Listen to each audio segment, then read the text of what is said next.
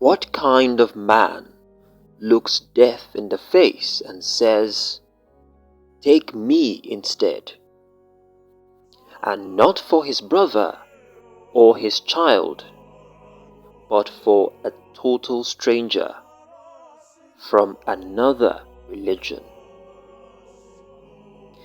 This is the story of Cardinal Anthony Olubunmi Okogie, a Nigerian prince, a soldier priest, and the man who offered his life to save a Muslim woman condemned to die.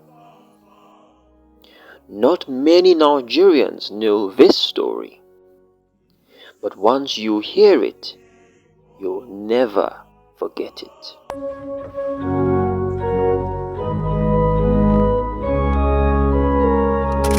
Anthony was born in 1936, not into poverty, but into royalty.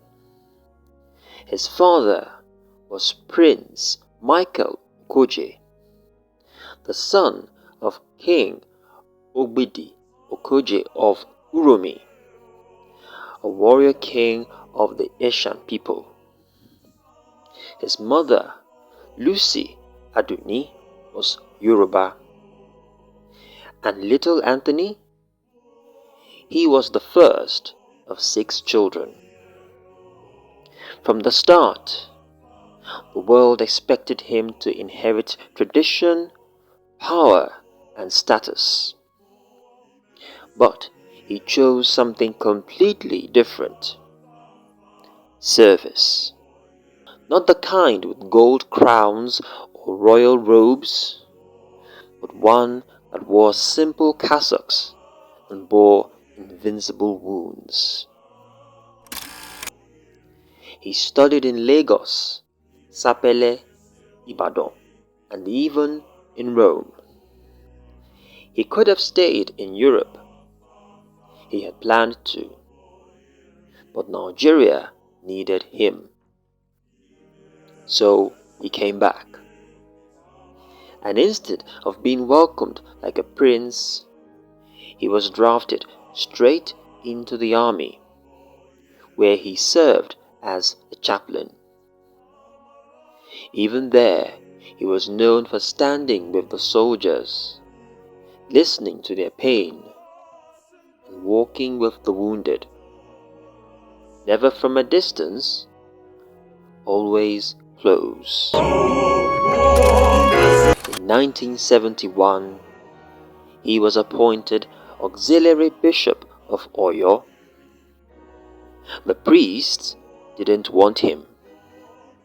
They warned him to his face, "Don't come, you won't last."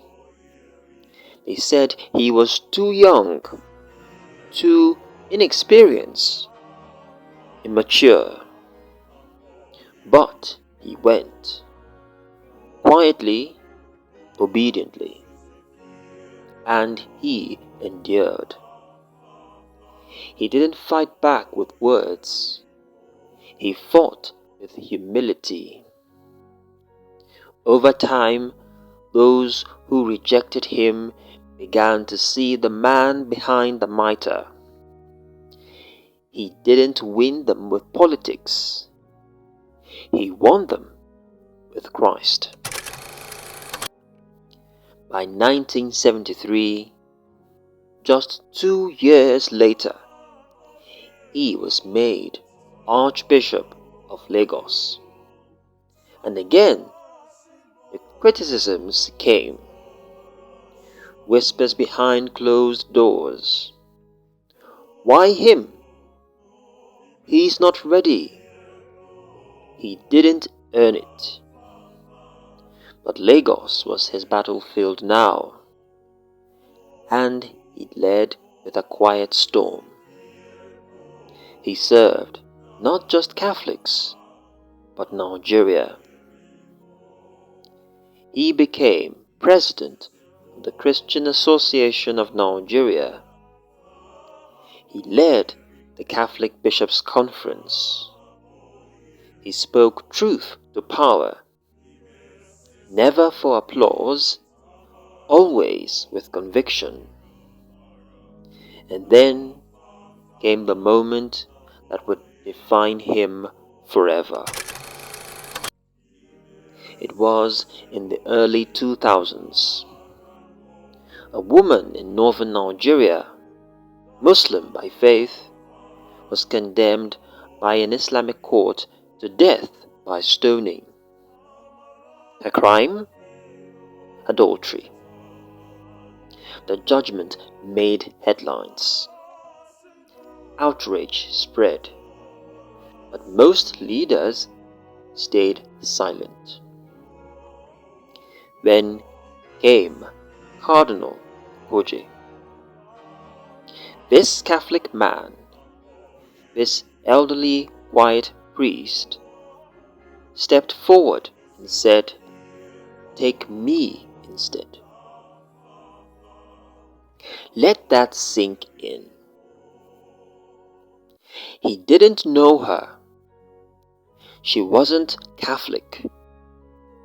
She wasn't part of his archdiocese. But that didn't matter to him. He saw a human life, a mother, a daughter, someone made in the image of God. And he offered his own life in her place. Think about the courage it takes to say that publicly, to put your own life on the line for justice, for mercy, for love. That moment wasn't just noble, it was revolutionary. The execution never happened. The woman was eventually freed. But Okogie's offer didn't go unnoticed. It echoed across Nigeria, across religious lines, across the globe. And when people asked why he did it, he simply said, "Because I follow Jesus." In 2003, Saint Pope John Paul II made it official. Okogie was named a cardinal. It wasn't for power, it was for faithfulness. And in 2005, and again in 2013, he walked into the Sistine Chapel as one of the cardinal electors. But even there, he stood apart. In the 2013 conclave, Cardinal Okogie arrived in the wheelchair. But when it was time to walk toward the Gospels and make his oath, he stood up. Painfully, slowly, but with purpose.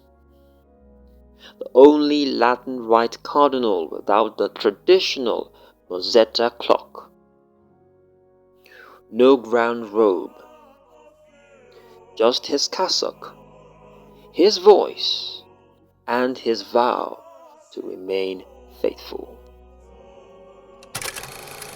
In 2012, his resignation was accepted by Rome. At 75, he had completed his service. He went back, not to rest, but to pray. Even in retirement, he spoke with fire. He criticized the approval of a condom factory. He defended priestly celibacy. He warned Nigeria of losing its soul to materialism. And though he was skeptical of American culture, he never stopped praying for the country and its people. This is the man many Nigerians never fully knew. A prince who chose poverty. A priest who entered war zones. A bishop who faced rejection. A cardinal who offered his life for a stranger. And when history remembers Nigeria's greatest Catholic voices, it will not forget Cardinal Anthony Okogie. Because in a time of fear, he chose love. In a time of silence, he spoke. And when a life was about to be taken, he offered his own. Not for recognition, not for politics, but for Christ. Let the world remember his name, and let his story remind us. Real faith is not loud. Real faith is sacrificial.